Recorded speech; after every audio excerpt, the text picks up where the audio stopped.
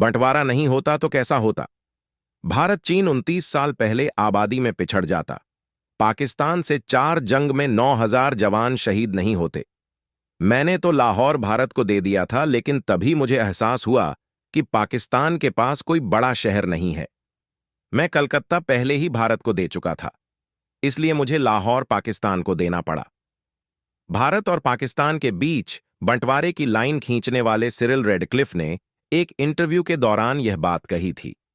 भारत के आखिरी viceroy Lord Mountbatten ने पहली बार आजादी से करीब 2.5 महीने पहले जून 1947 में जवाहरलाल नेहरू को बंटवारे का प्लान दिखाया था।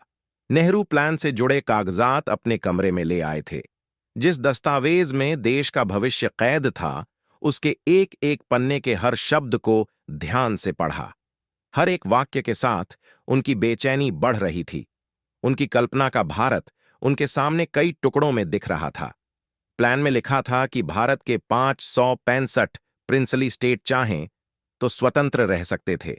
उन पर भारत और पाकिस्तान में शामिल होने की पाबंदी नहीं होगी। नेहरू सीधा अपने भरोसेमंद साथी कृष्ण मेनन के पास पहुंचे। प्लान को मेनन के बेड पर फेंका और चिल्लाते हुए कहा, सब खत्म हो गया। इसके बाद एक नया ड्राफ्ट बनाया गया, जिसने भारत के विभाजन का खाका खींचा।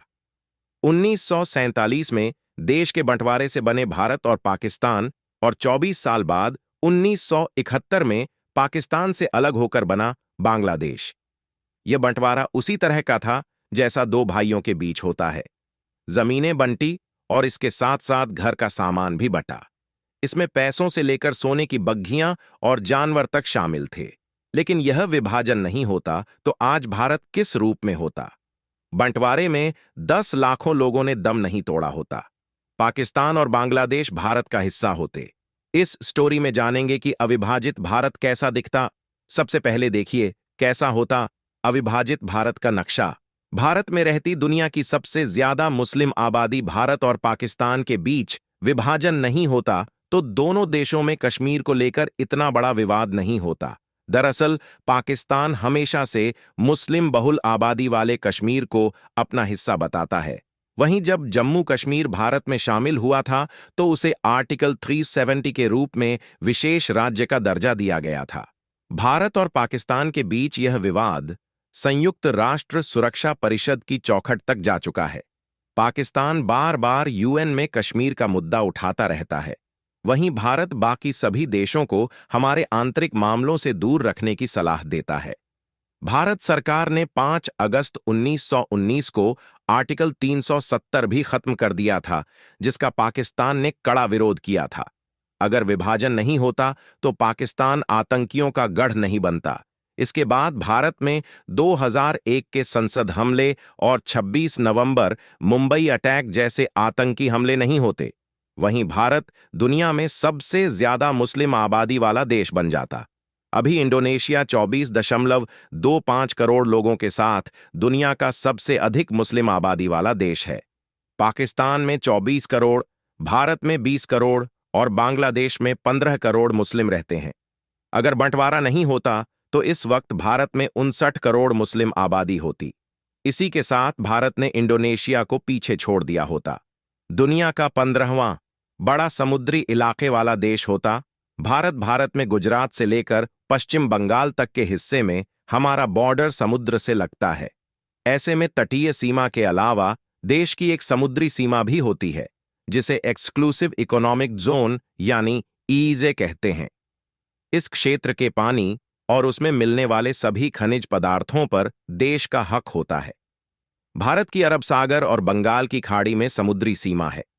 भारत का ईईजे 23,05,000 स्क्वायर किलोमीटर है। वहीं पाकिस्तान के पास अरब सागर में 2,90,000 स्क्वायर किलोमीटर और बांग्लादेश के पास बे ऑफ बंगाल में 1.19 लाख स्क्वायर किमी का ईज क्षेत्र है।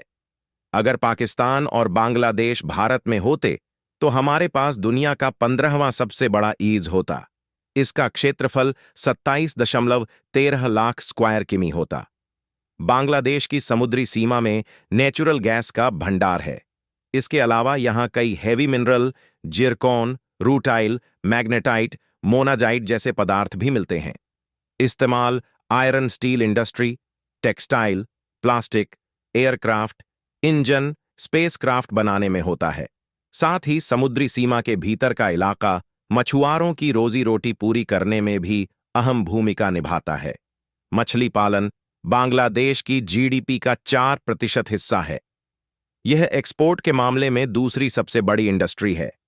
पाकिस्तान के ईजे में भी जिरकॉन, रूटाइल जैसे कई अहम खनिज पदार्थ मिलते हैं। इसके अलावा पाकिस्तान के समुद्री क्षेत्र में तेल और गैस की मौजूदगी के लिए जरूरी सभी शर्तें भी पूरी होती हैं।